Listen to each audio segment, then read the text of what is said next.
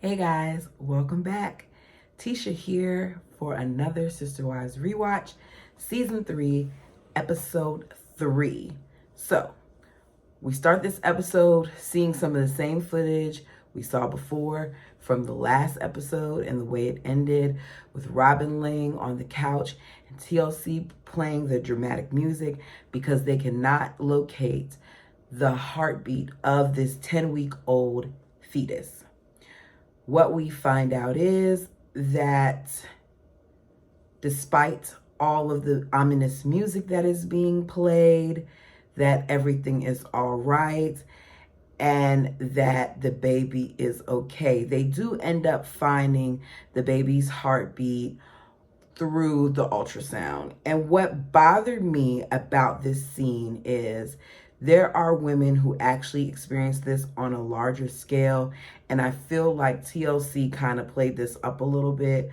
Kind of looked it up online because it's been a long time since I've been pregnant.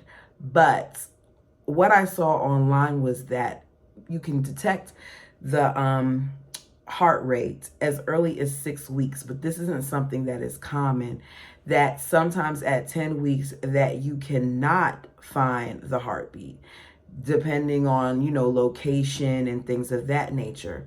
So as soon as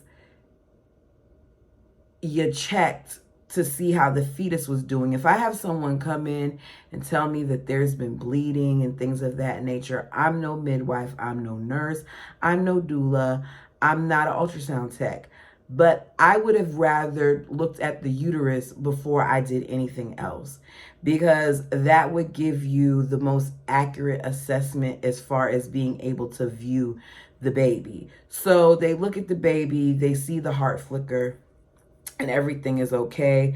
We find out that what happened was she may have had a slight placenta tear, which is what was causing her spotting, and that everything's okay. Next, we see Mary, and Mary is measuring the different walls in her home. We find out she's measuring these walls because the family is going to pick out furniture for their homes. Now, later on in the episode, it's explained that this furniture is, I guess, gently used furniture, but I was bothered by the fact that you're picking out furniture when you keep on trying to tell us that you are working with a strained financial situation and money is tight and y'all aren't able to operate in the manner that you operated before and all these other things, when you're able to do something with money, when you want to do something like buy furniture for not one room, but 4 different homes and 4 different bedrooms. I just don't understand why they're trying to play around.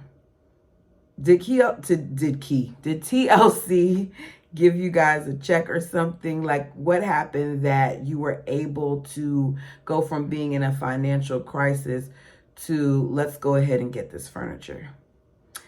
As I wrote that in my notes, Cody says how they were in such a hurry to leave Utah that they did not get a chance to grab all of their furniture. And now they've managed to scrape enough money for each wife to furnish one room. How many people actually believe that? Like, seriously, in the comments, let me know what you feel about this whole furniture situation, if you believe that they were able to scrape this money. Because I recall seeing both Robin and Mary take another trip to get the pets. And I recall them also getting some of the things that were left. And I remember very distinctly that there was this long, one of the biggest budget trucks, because it wasn't U-Haul, the biggest budget trucks that they had, and they covered it up, the sign or whatever, in the lot. So you had so much furniture that you couldn't put it in there, even though you had already taken some of the furniture. I'm confused. We find out that Christine is going to focus, not Christine, Mary is going to focus on doing her couch, kind of like her sitting area. Christine is going to do her bedroom. Janelle is going to do a family room because she's hoping that it will allow her kids to feel like Vegas is their home. And Robin wants a bedroom. Robin wants a dresser. Robin wants her space to just improve, because as Cody says, it's like they're newlyweds living in a newly, furnished space, or unfurnished space, I should say. Robin said that when her sister wives came into her room, because we see them come into her room and then see the boxes that she's using as furniture, she could sense some uncomfort from some of them. Christine said that she didn't mind. Mary says didn't really bother her. Janelle did feel like it's a little weird. Mary says that if Cody's not in my room, then you can come in there. It is my room too. Listening to them talk about this bedroom, it made me think of some of the conversations I've had with friends or my significant other. And one of the things that I noticed that we are different on is I do not like a whole bunch of people in my bedroom. I feel like my bedroom is my sacred space, like it's a place where I can decompress, and I don't want everyone's energy in that room. So for me, very few people are in that room. Now, my boyfriend is the opposite. He doesn't care, like, at all. He's having a function at the house. His family is over there. They'll be in and out of his bedroom, all these other things, even though there's other bathrooms to use in a house, and it doesn't bother him. But me personally, it would bother me if it were my room. So I could see how that might be like something that, the wives would feel differently about. I don't feel like it's something that Robin needed to bring attention to, but anything to say certain things in front of Cody.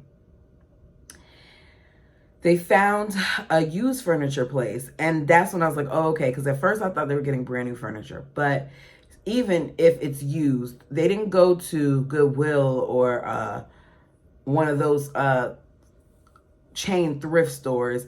They went to an actual used furniture, and I wonder if it's like gently used furniture, because the furniture didn't look like it was used. So either way, they said it was used furniture. Robin leaves so that Christine and Cody can try out this bed together, and they quickly plop down on it, and there is no way that I am laying in anybody's used bed. I need to know if that mattress was used, since we're talking about used things. He says Janelle and him, when they're looking at furniture, they're like two guys when it comes to decorating, and that Christine decorated most of Janelle's house. He says that he relates to Janelle like they're two guys that when they go out, and they're two guys when they talk on the phone. It's all business and stuff. There is nothing complimentary about having your significant other saying that you remind them of one of the guys. Best friend, yeah, that's nice. Safe space, yeah, that's nice. Brilliant mind, we could even say that too.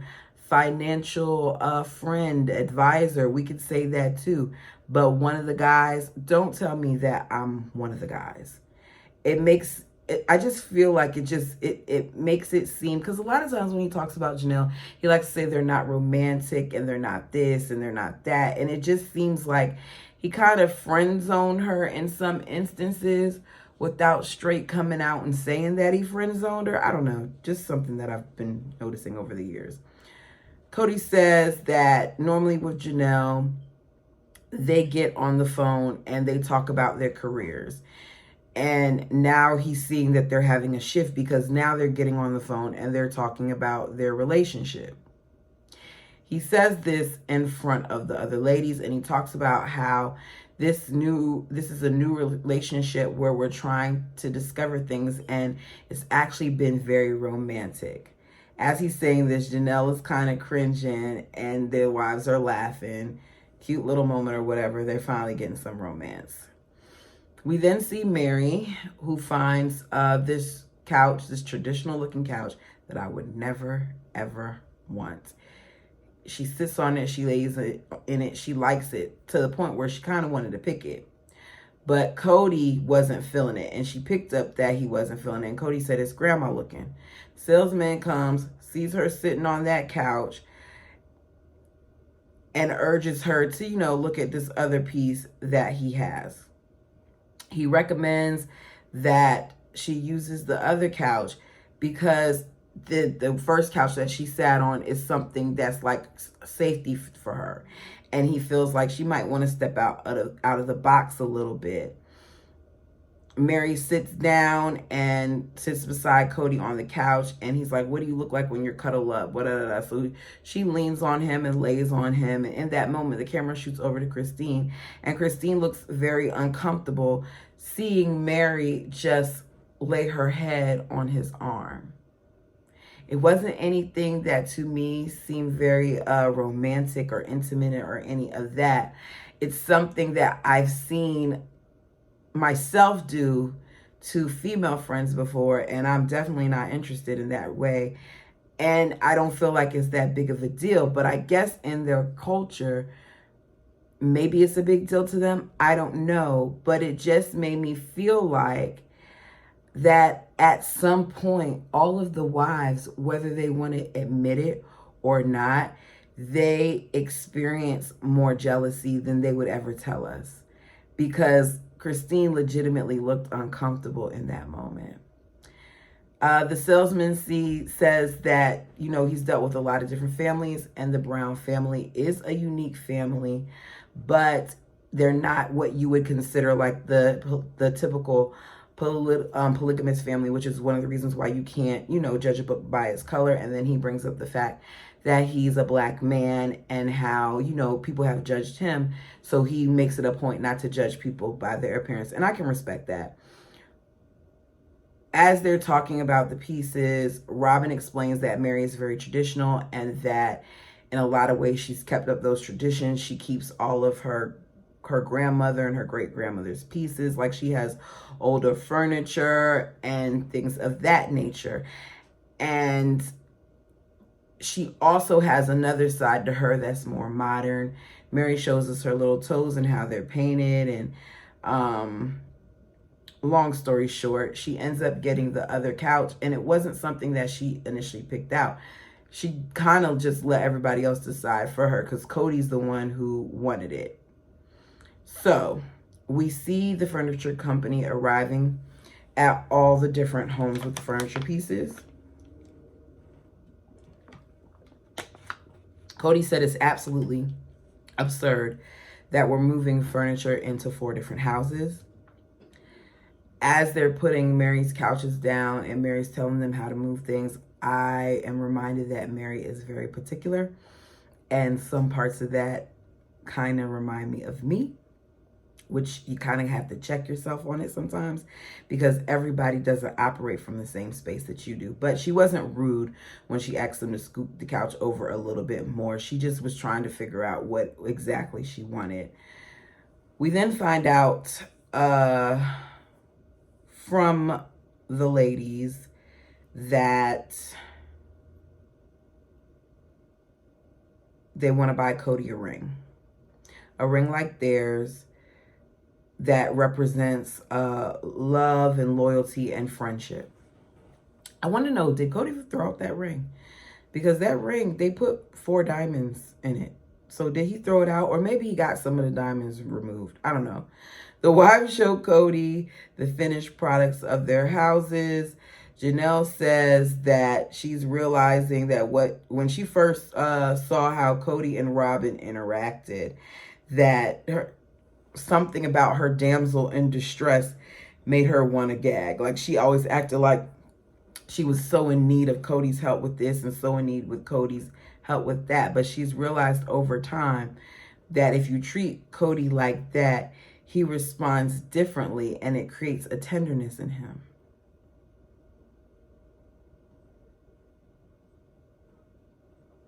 So here we are in season 3,